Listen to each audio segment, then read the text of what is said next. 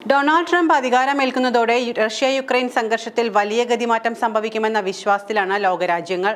താൻ അധികാരത്തിലേറിയാൽ ഒറ്റ ദിവസം കൊണ്ട് യുദ്ധം അവസാനിപ്പിക്കുമെന്ന ട്രംപിന്റെ ആത്മവിശ്വാസവും ഇരു രാജ്യങ്ങളുടെയും തലവന്മാരുമായുള്ള ട്രംപിന്റെ ബന്ധവും കണക്കിലെടുക്കുമ്പോൾ റഷ്യ-യുക്രൈൻ സംഘർഷത്തിൽ അയവ് വരാനുള്ള സാധ്യത വിദൂരമല്ല.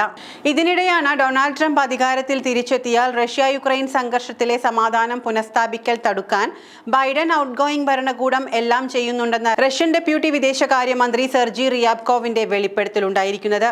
റഷ്യ അതിനെതിരെ അമേരിക്കയ്ക്ക് മുന്നറിയിപ്പ് നൽകിയതായും അദ്ദേഹം കൂട്ടിച്ചേർത്തു. റഷ്യയും യുക്രൈനും തമ്മിലുള്ള സംഘർഷത്തിന് നയതന്ത്ര പരിഹാരം വേഗത്തിൽ കണ്ടെത്തുമെന്ന ട്രംപിന്റെ വാഗ്ദാനങ്ങൾ നിറവേറ്റുന്നത് തടയാനും കാര്യങ്ങളെ കൂടുതൽ സങ്കീർണമാക്കാനുമുള്ള കരുക്കളാണ് ബൈഡൻ നീക്കുന്നത്. അതായത് അമേരിക്കൻ നിർമ്മിത ആയുധങ്ങൾ ഉപയോഗിച്ച് റഷ്യൻ പ്രദേശത്ത് ആഴത്തിൽ ആക്രമണം നടത്താൻ യുക്രൈന് അമേരിക്ക നൽകിയ അനുമതിയും നവംബറിലെ തെരഞ്ഞെടുപ്പിൽ ട്രംപിനോട് ബൈഡൻ പരാജയപ്പെട്ടതിന് ശേഷം യുക്രൈനിലേക്കുള്ള ആയുധ വിതരണത്തിലെ വർധനവും ചൂണ്ടിക്കാട്ടിയായിരുന്നു അദ്ദേഹത്തിന്റെ പരാമർശം. അമേരിക്കയും ബ്രിട്ടനും നൽകിയ മിസൈലുകൾ ഉപയോഗിച്ച് റഷ്യൻ പ്രദേശത്ത് അടുത്തിടെ നടത്തിയ ആക്രമണങ്ങൾ റഷ്യയും യുക്രൈനും തമ്മിലുള്ള സംഘർഷങ്ങൾ കൂടുതൽ വർദ്ധിപ്പിച്ചു.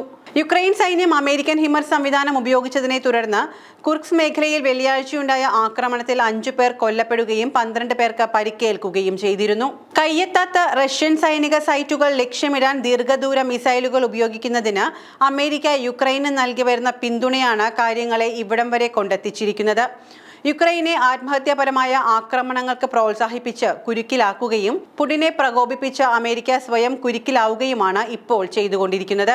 യുദ്ധം അവസാനിപ്പിക്കുമെന്ന ട്രംപിന്റെ ആത്മവിശ്വാസം തല്ലിത്തകർക്കുക എന്ന ആഗ്രഹമാണ് ബൈഡന് അന്നും ഇന്നുമുള്ളത്. യുക്രൈനെ മുൻനിർത്തി പുടിനോട് മല്ലടിക്കുന്ന ജോ ബൈഡന് യുദ്ധം അവസാനിപ്പിക്കുന്നതിനോട് യാതൊരു യോജിപ്പുമില്ല.